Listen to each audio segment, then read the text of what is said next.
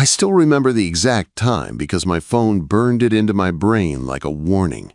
11:47 p.m. on a Thursday night. The house was quiet. The kind of quiet you only get in the suburbs when every porch light is off and the same dogs that bark every morning finally give up for the night. My mom was asleep down the hall, the TV in her room turned low, and I was stretched out on my bed scrolling through my phone with one eye half closed. Then it buzzed. One message. From a number I did not have saved. At first I thought it was spam. Some random link. Some wrong number. I almost ignored it, but something in me made me tap it. And the second the screen lit up, my whole body went cold. It was a selfie. Marissa, my mom's friend. She was standing in front of a mirror, her dark hair loose, her eyes fixed on the camera in a way that was not playful and not accidental. She wore a thin, silky robe that clung to her like it belonged there. The kind of picture you do not send by mistake. The kind of picture you do not send to someone's kid unless you mean something. Under it, one line, just for you. My thumb froze over the screen. My heart did this strange stop and jump, like my chest could not decide if it was scared or excited. I stared at the picture so long my eyes started to hurt, waiting for the moment where it would make sense. It did not. I sat up so fast the sheets slid off my legs. I looked at the door like my mom might walk in and catch me holding a secret in my hand. I looked back at the picture again, and my stomach twisted hard. Marissa had been in our house for a year. She was 36. An interior designer. Always sharp. Always put together. Always showing up with a bottle of wine or homemade cookies like she belonged at our table. My mom loved her. They would sit on the couch for hours talking about neighbors and work, laughing like teenagers, while I stayed in my room with my headphones on, trying not to hear my name. Dylan needs direction, Marissa would say sometimes, her voice carrying through the walls. Find a nice girl, my mom would add, like I was a project she could finish if she just pushed hard enough. I was 25, living in a small house on the edge of a quiet suburb outside Denver. It was just me and my mom. I worked at a garage downtown fixing cars, mostly oil changes and brake jobs. Grease under my nails, motor oil in my clothes, the same routines every day. I had dropped out of community college a couple years back because I never saw the point. No big plans. No dream that pulled me forward, just a life that felt like it was looping. And Marissa always looked at me like she saw something else. It used to make me uneasy. Now it made my skin feel too tight. I typed back with shaking hands. "Did you mean to send this?" The message delivered. The 3 little dots did not appear. Then my phone buzzed again, almost instantly. No mistake. And I don't regret it. I read it once. Then again. Then a third time, hoping the words would change. They did not. I lay back on my bed and stared at the ceiling. But the ceiling did not help. My mind kept replaying the image, her eyes, her robe, the line "just for you," like it was carved into my head. I tried to tell myself she was drunk, that she was joking, that someone else had her phone. But the way she looked in that picture was steady, like she had been thinking about it for a long time. I did not sleep. I kept my phone face down on my chest, like it was a ticking bomb. Every time I closed my eyes, I saw her in that mirror. Every time I opened them, I saw my mom's face at dinner, her fork pointing at me like it was loaded. "Settle down, Dylan." And I kept thinking the same thing, over and over. Until the sun finally started to glow through my blinds. What happens now? The next morning felt unreal, like I was walking inside someone else's life. My phone was still in my hand when I woke up, the screen dark, but the texts were waiting when I unlocked it. The picture, her words, still there, still real. I shoved the phone into my pocket and went to the kitchen, trying to act normal. My mom was already up, humming some old country song while she poured coffee.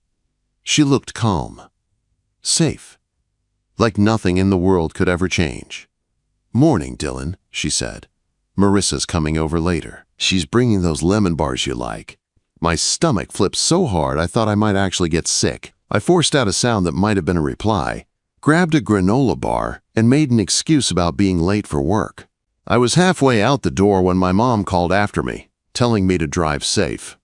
The garage smelled like rubber and oil. The air was loud with tools and engines and guys shouting over each other. Usually that place kept my mind busy. Usually it was the only part of my life that made sense. That day, it did nothing. Every time I wiped my hands on a rag, I saw Marissa's robe. Every time I heard my phone buzz in my pocket, my heart slammed like it wanted to break out. By lunch, I had checked my screen so many times my battery was already dying. Nothing. No new messages. Part of me was relieved. Part of me felt empty. Then, around noon, my mom texted me a picture. Her and Marissa at our kitchen table, lemon bars stacked on a plate between them like a sweet little memory. My mom smiled into the camera. Marissa smiled too. Polished and calm, her hair pulled back, looking like the same woman who always walked into our house like she owned the air. I zoomed in on Marissa without thinking. Her eyes, there was no hint there, no sign of what she had sent me at midnight. She looked normal, like she had not dropped a grenade into my life and walked away. I did not know if that made it worse or better. When I got home around 6, I prayed she would be gone. She was not. She sat on the couch beside my mom with a glass of iced tea in her hand. The room smelled like lemon and sugar. The TV was on low with one of those home renovation shows they both loved, and my mom looked so happy, like having Marissa there filled something in her. "Dylan," my mom said, waving me over. "Come eat something." Marissa's been waiting to say hi. My throat tightened. I looked at Marissa, and for 1 second, our eyes locked. Not a polite glance, not a friendly look. Something heavy. Something that said we are not the same people we were yesterday. "Hey," I managed, my voice rough. Marissa's lips curved into a small smile. "Hey, Dylan, good to see you." I grabbed a lemon bar and retreated to the kitchen like I was escaping a fire. My hands were sweating so bad I almost dropped my phone. I leaned against the counter and tried to breathe, listening to my mom and Marissa laugh in the living room like nothing had changed. But everything had changed. I was about to go to my room when my phone buzzed again. A new text. From her. "Meet me at 9 tonight. Park on the edge of town. Let's walk." My pulse kicked so hard it made my vision blur for a second. I stared at the message until the letters looked like they were moving. I did not reply. I did not delete it. I slipped my phone back into my pocket, and I stood there in the kitchen, hearing my mom laugh, smelling lemon bars, feeling my whole life tilt on one message. Because deep down, even with fear crawling up my spine, I already knew the truth. At 9 tonight, I was going to go, and whatever happened next was going to change everything. I told my mom I was meeting a friend from the garage and needed to clear my head. I tried to say it like it was normal, like I did that all the time. She barely looked up from the sink. "Just don't be out too late," she said. And that line hit me hard because she had no idea how late my life was about to get. By 8:45, I was in my truck driving toward the edge of town, my hands tight on the wheel. The streets got emptier the farther I went. Streetlights spaced out, houses turning into dark shapes, then open land. My phone sat on the passenger seat like it was alive. When I pulled into the park lot, the place was almost empty. Just a few cars in the distance and a lake that looked black under the night sky. I killed the engine and sat there for a second, breathing fast, wondering if I was making the biggest mistake of my life. Then headlights swept across the lot. Marissa's car rolled in and parked a few spaces away from me. She stepped out wearing a simple jacket and jeans, her hair loose and messy in a way I had never seen at my house. No perfect blazer. No polished smile from my mom. Just her, in the dark, looking like a woman who had finally stopped pretending. She walked over slowly like she was giving me space to back out. "You came," she said. "Yeah," I answered, and my voice sounded smaller than I wanted. She nodded once like she was relieved, but she did not smile. Not really. Her eyes stayed on mine, steady and serious, and it made my chest feel tight. We started walking along the path by the lake. Gravel crunched under our shoes. The air smelled like cold water and pine trees. The only light came from the moon and a few distant lamps that barely reached the trail. For the first minute, neither of us talked. It was not awkward, just heavy. Like we both knew we were stepping into something we could not undo. Finally, Marissa spoke. "I should not have sent that picture," she said. Not because I did not mean it, but because it was reckless. My throat felt dry. "Why did you send it?" She slowed down, her hands tucked into her jacket pockets. For a moment, she looked out at the water like it might give her courage. "Because I was tired of feeling invisible," she said quietly. "Tired of pretending my life is fine when it is not, and I do not know why. But last night I just thought of you." That made my heart pound harder. I did not know what to do with those words. I was not used to being someone's reason. I forced myself to ask the question that scared me most. "Why me?" Marissa stopped walking. She turned toward me, her face soft in the moonlight. "Because you do not pretend, Dylan," she said. "You do not try to charm anyone. You do not act like you have everything figured out. You are real. Messy, maybe, but real. And I have been around people who smile through their lives like it is all perfect. You are not like that." I swallowed, my chest hot. "That is not a compliment," I said, trying to joke. But it came out flat. She stepped closer, not touching me, but close enough that I could feel her warmth through the cold air. "It is the best kind of compliment," she said, "because it is true." I stared at her, and I could not stop my eyes from dropping for a second to her mouth, then back to her eyes. I hated how much I noticed her, how different she felt outside my mom's living room. I took a shaky breath. "You know you are my mom's friend." Her jaw tightened like she had been waiting for that. "I know," she said, "and I hate that I am doing this. But I also hate that I cannot stop thinking about you." My pulse raced so hard it felt like it was shaking my whole body. I wanted to say something smart, something responsible, something that would make sense. Instead, the truth slipped out. "I have been thinking about you, too." Her eyes widened slightly, and for a second, she looked almost vulnerable, like she had not expected me to admit that. "When?" I let out a breath. "I do not know. Maybe when you started coming around and you looked at me like you actually cared what I said. Like I was not just some kid living with his mom." Marissa's expression softened. "You are not a kid," she said. That line hit me hard, because my mom never spoke like that. My mom still talked to me like I was 15, like she could steer my life by pointing her fork at me. Marissa looked at me like I had a choice. We kept walking, slower now. Our shoulders almost brushed, and every time they got close, my skin lit up. The lake sat beside us, quiet and dark, and the whole world felt like it had shrunk to just this path and her voice. "I do not want to hurt your mom," Marissa said after a while. "She is my friend. She has been good to me." "Then why are you doing it?" I asked, and my voice cracked a little because I hated that I needed the answer. Marissa stopped again, turning to face me fully. Her eyes looked glossy like she was holding something back. "Because I am lonely, Dylan," she said. "And I have been lonely for a long time. I got divorced 2 years ago and everyone thinks I am fine because I dress well and I laugh and I show up with cookies. But I go home and it is quiet. Too quiet. And I sit in rooms I design for other people and I wonder, when I started living like a guest in my own life, I did not know what to say. I had never heard her talk like that.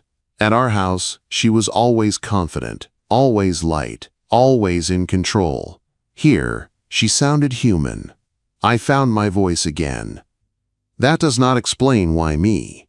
She stepped closer until there was barely any space between us. My breath caught. "Because when I am around you, I do not feel like I have to perform," she said. "You do not ask me to be perfect. You do not even expect anything from me. You just exist. And somehow, that makes me feel like I can breathe." My heart pounded. My hands clenched and unclenched at my sides. I should have walked away.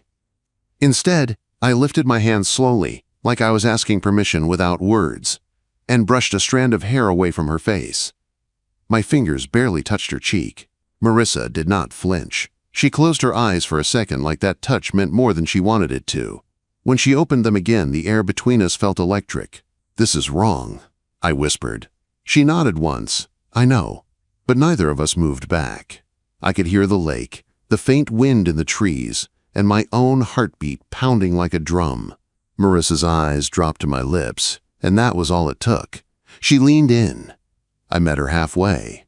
The kiss was soft at first, like we were both afraid of what it meant. Then it deepened, slow and steady, and every part of me lit up like I had been asleep my whole life, and she had just woken me. When we finally pulled apart, we stood there, breathing hard, foreheads almost touching. Marissa's voice came out rough. "Dylan." "Yeah," I said, and I did not even know what I meant by it. She looked scared and happy at the same time. "We cannot do this in your mom's house," she said. "We cannot let her see." I nodded because I knew she was right. The guilt hit me fast, sharp in my stomach. "What are we doing then?" I asked. Marissa took my hand, squeezing it like she was holding on to something real. "We are being careful," she said. "We are taking it slow. And we are not pretending it did not happen." The words felt dangerous and comforting at the same time. We walked back to the parking lot. The air felt colder now, or maybe I was just more awake. When we reached her car, she stopped and looked at me again. "I meant what I said," she whispered, "about not regretting it." I stared at her. "Me too." She gave me a small smile then, the kind my mom never saw. It was not polite. It was private. Then she got into her car and drove away, leaving me standing under the weak glow of the parking lot light with my hands still warm from her touch. On the drive home, my phone buzzed again. One message from her. "Tomorrow morning. My place. Breakfast." I read it once, then again, my chest tight, my mind racing. Because now it was not just a picture and a kiss. Now it was a choice. And I knew, as I pulled into my driveway and saw my mom's kitchen light still on, that the hardest part was not meeting Marissa in the dark. The hardest part was going to be lying to the woman who raised me, while I fell deeper into something I could not control. The next morning, I told my mom I had an early shift at the garage. It was a lie, but it came out easy because my throat was still tight from the night before. My mom barely questioned it. She just reminded me to eat something and asked if I wanted her to pack lunch like I was still in high school. I said no and got out fast. Marissa lived on the other side of town in a small apartment that felt nothing like our house. It was clean and calm, with soft light coming through the windows and furniture that looked like it belonged in a magazine. When she opened the door, she looked different than she did around my mom. No sharp blazer, no perfect hair, just a sweater, bare face and tired eyes that still held that steady look. "You made it," she said. "Yeah," I said, and it sounded like a confession. Her kitchen smelled like coffee and pancakes. She had already set 2 plates on the table like she had been planning this for days. I sat down, still not sure what I was allowed to do, still not sure what this was. For a while, we talked like normal people. About the garage, about traffic, about the weather turning colder. But the space between us felt charged, like every simple word was covering something bigger. Every time her hand moved across the table, I noticed. Every time our eyes met, I felt that pull again. Finally, she set her fork down and looked at me. "I need you to know something," she said. "I am not trying to mess up your life." I swallowed hard. "It already feels messed up." She nodded like she understood. "Mine, too. But I do not regret it." That word regret hit me like a weight. I did not know how to answer, so I told her the truth. "I did not sleep," I said. "I kept thinking about what you sent. About you." Marissa's face softened. "I did not sleep either," she admitted. "I kept thinking you would hate me." I stared at her. "I do not hate you." It felt strange to say it out loud, but once I did, something inside me unclenched. Marissa took a slow breath like she had been holding one in all night. We talked for hours after that. Not small talk, but real talk.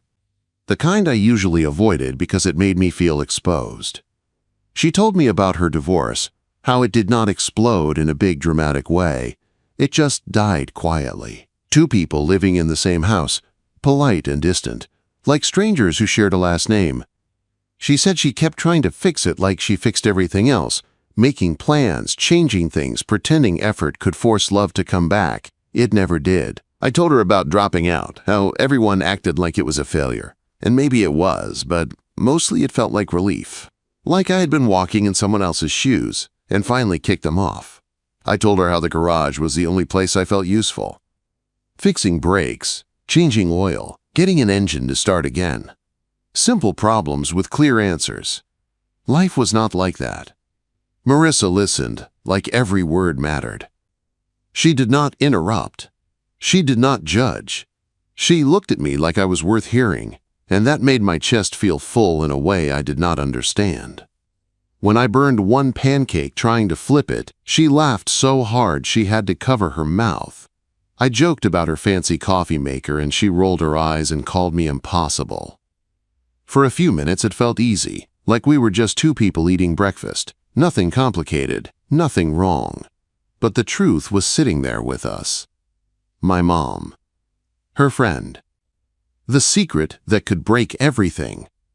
When I left her place, Marissa walked me to the door and stopped me before I stepped out.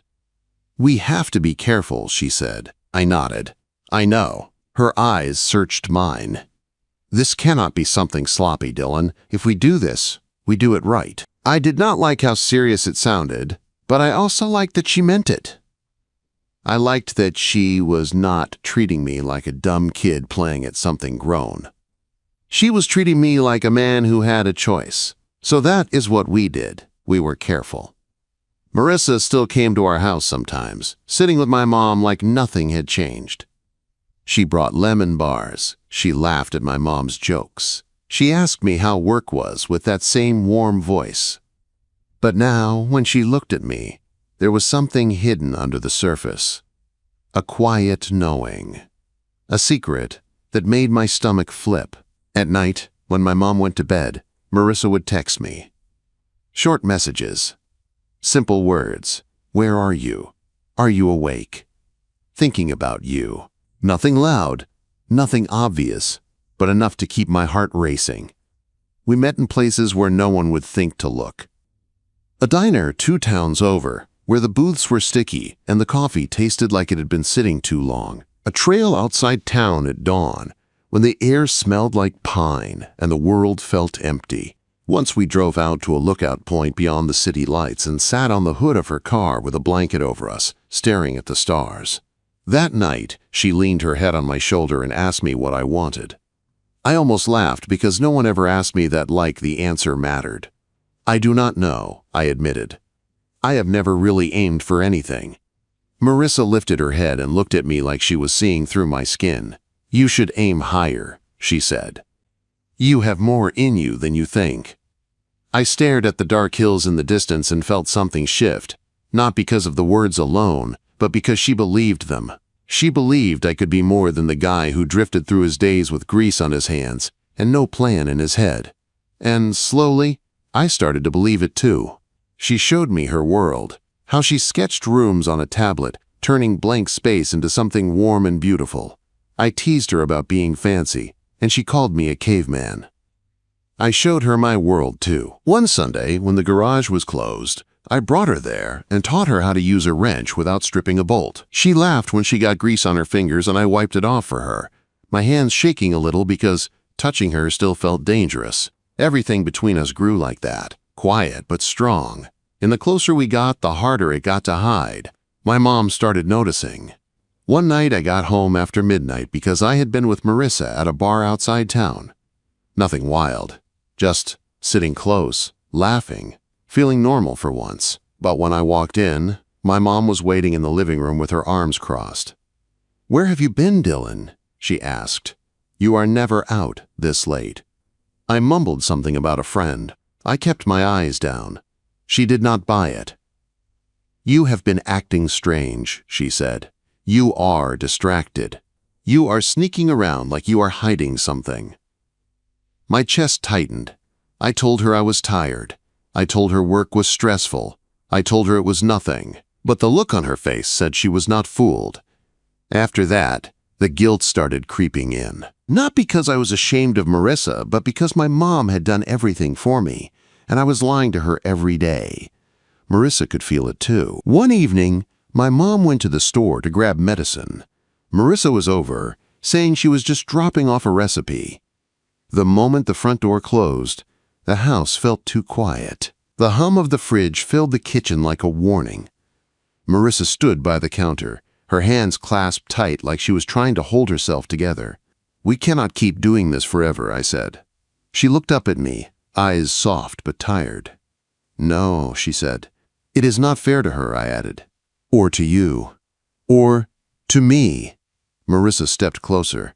"I do not want to stop, Dylan," she said. "Do you?" I shook my head, my throat burning. "No." Her hand touched my arm, gentle and steady. "Then we tell her," she said. "Because you are worth the truth." The words hung in the air like thunder in the distance. Tell her. My mom, the woman who loved Marissa like a sister and still treated me like a kid who needed fixing. My stomach turned. "When?" I asked. Marissa took a deep breath. "Soon," she said, "before it gets worse. Before she finds out some other way." I nodded, even though fear flooded my chest. That night, lying in bed, I stared at my ceiling again, just like I did after that midnight photo. Only now the question was different. It was not what happens now. It was how much will it cost when it does. A few days later, Marissa texted me a simple plan. Tuesday, after dinner, we tell her together. I read it and felt my whole body go cold, because I could already see my mom's face. The shock, the anger, the heartbreak. And still, when Tuesday came, I knew I was going to sit in that living room and say the words out loud. Because whatever Marissa and I were, it was already bigger than a secret. And once my mom heard the truth, nothing in our lives would ever go back to normal. Tuesday night felt like walking toward a crash I could see coming but could not stop.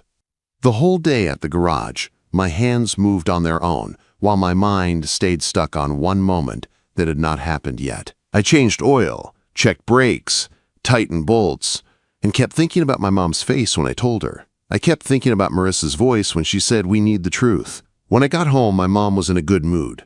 That was the worst part. She was making dinner, humming to herself, moving around the kitchen like everything was normal. The smell of roasted chicken and buttered corn filled the house. She asked me how work was. I said fine. She told me Marissa was coming over to share a new recipe and maybe stay for coffee after. I nodded like that was normal too. By the time Marissa arrived, my stomach was in knots. I heard her knock, then my mom's cheerful voice as she opened the door.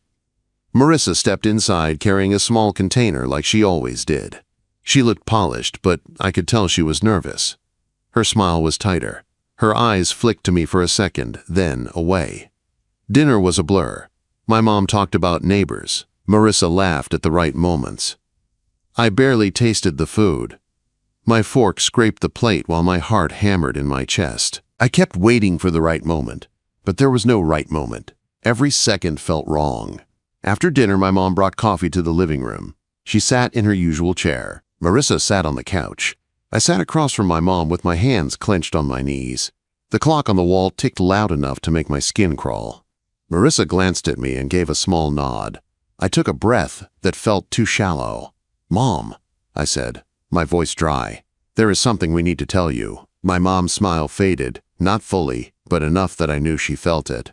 She set her mug down carefully. "What is it, Dylan?" I looked at Marissa. Her face was pale, but she stayed steady. "It is about me and Marissa," I said. My mouth felt like it was full of sand. "We have been seeing each other." The room went still. My mom stared at me, like she did not hear right. Her eyes shifted to Marissa, then back to me. Her eyebrows pulled together slowly. Seeing each other how? I swallowed hard. Together, I said. Like that. We are together. My mom's coffee mug hit the table harder than it should have. The liquid sloshed near the rim. She stood up so fast her chair scraped the floor. Her face went pale, then flushed, like anger and hurt were fighting for space. "No," she said, and her voice cracked on the word. "No, that is not funny." Marissa stood too. "It is not a joke," she said softly. My mom turned to her, and I had never seen that look on my mom's face before. It was betrayal, sharp and raw. "You are my friend," my mom said. "You sat in my house. You ate at my table. You asked me about my life. You smiled at me." Marissa's eyes filled with tears. "I know," she said, "and I am sorry. I never wanted to hurt you, but it happened, and it is real." My mom's head shook like she was trying to shake the words out of the air. "Dylan," she said, turning to me now, "you are 25. She is 36. This is insane." I stood up, my legs shaking. "It is not insane," I said. "It is not some game. I chose this." My mom's eyes flashed. "You do not even know what you want in your own life, Dylan. You cannot even commit to school. And now you think you can commit to this." Her words stung because they hit the place I always tried to ignore. But I did not look away. "I know what I want right now," I said. "I want her." My mom's breath hitched. She looked like I slapped her. Marissa reached for my hand, and I let her. Her fingers were cold, but steady. "Mom," Marissa said, her voice shaking. "I love him. I did not plan it. I did not go looking for it. But I cannot lie about it anymore." My mom laughed once, a hard sound that did not match her face. "Love," she repeated. "You are telling me you love my son." Marissa nodded, tears spilling now. "Yes," she whispered. My mom's mouth opened like she wanted to say 100 things, but only one came out. "Get out," she said. I froze. "Mom, get out," she said again, louder. "Both of you. Get out of my house." My chest tightened so hard I could barely breathe. I took a step toward her, but she held up a hand like she could not even stand me being close. I grabbed my jacket from the chair without thinking. Marissa picked up her bag. We walked to the door in silence, like the air had turned heavy around us. At the doorway, I turned back. My mom was standing in the middle of the living room, arms crossed, eyes wet, staring at the floor like she could not look at either of us without breaking. "Mom," I said, and my voice sounded small again. "I did not want to hurt you." She did not answer. Marissa touched my arm gently. "Let's go," she whispered. Outside, the cold hit my face like a slap. Streetlights cast long shadows on the pavement. We stood by Marissa's car for a second, both of us breathing like we had just run. "I did not want it to go like that," I said. Marissa's eyes were red, but she did not look away. "Neither did I," she said. "But we are here now." I looked at her. My chest hurt, not just from my mom's anger, but from the truth that my life had split in half in one night. "What now?" I asked. Marissa reached for my hand again, holding it tight. "We figure it out together," she said. I did not go back inside. I could not. I drove to Marissa's place, grabbed a bag from my room when my mom was still in the living room, and left without another word. The silence between me and my mom felt like a wall I could not climb. Marissa's apartment was quiet when we got there. She made tea we did not drink. We sat on her couch, my bag on the floor, both of us staring ahead like we were trying to understand what we just did. I felt empty and full at the same time. I felt guilty and alive. I felt like my life was finally moving, but it was moving through pain. Marissa leaned into me, her head on my shoulder. "We chose this," she whispered. I wrapped my arms around her. "Yeah," I said, "we did." The next few weeks were hard. My mom did not call. I did not go back to the house. Every time I looked at my phone, I expected her name. It never came. The guilt stayed in my stomach like a stone. Marissa and I built a new routine because that was all we could do. We met each day like a decision. Some days it felt easy, like we were finally honest. Other days it felt like we were walking through a storm with no shelter. But Marissa did not let me fall back into drifting. One night, she sat across from me at her tiny kitchen table and slid a stack of papers toward me. Trade programs, apprenticeships, carpentry classes. She had printed them all out like she believed I would actually pick one. "You are good with your hands," she said. "Not just cars. You fix things. You build things. You can build a life too." No one had ever said that to me like it was a fact. My mom always talked about what I was not doing. Marissa talked about what I could do. So I applied. I enrolled in a carpentry program, and when I told Marissa, she smiled like she had been waiting for that moment.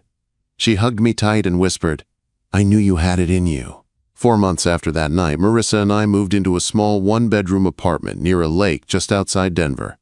It was nothing fancy. Creaky floors, a tiny kitchen, windows that let in soft morning light. But it felt like ours.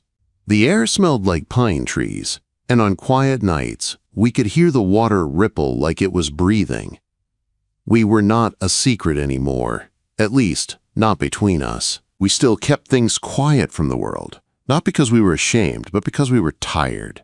Tired of opinions, tired of people acting like love needed permission. We made small, ordinary memories that felt bigger than anything I had before.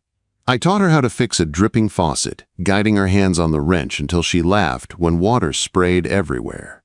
She taught me how to bake lemon cake, and I covered myself in flour like an idiot, making her laugh until she could not breathe.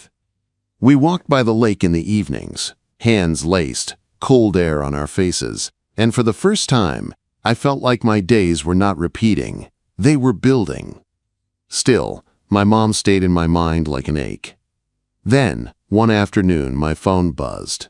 A message from her. "I'm not ready to talk, but I'm glad you're safe." That was all. No forgiveness, no warmth. But it was a crack in the wall. I stared at the screen until my eyes burned. Marissa sat beside me, watching my face. "Is it her?" she asked. I nodded. Marissa rested her hand on my knee. "She loves you," she said quietly. "She is just hurt. Give her time." I leaned back and let the air out of my lungs.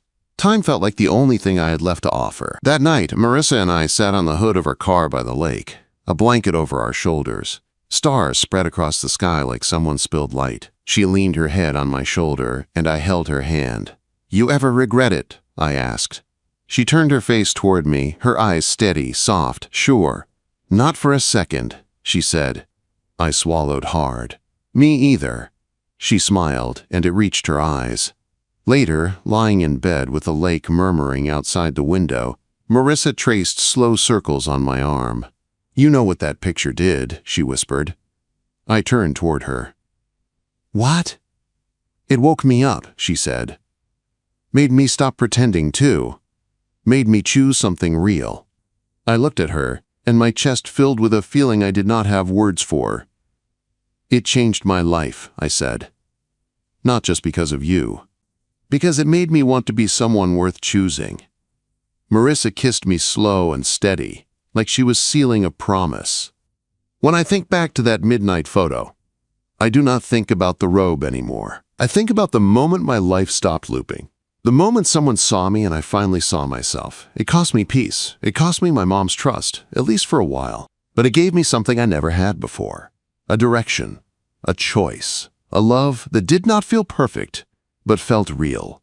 And every time I walk by that lake with Marissa's hand in mine, I know one thing for sure. That photo did not ruin my life.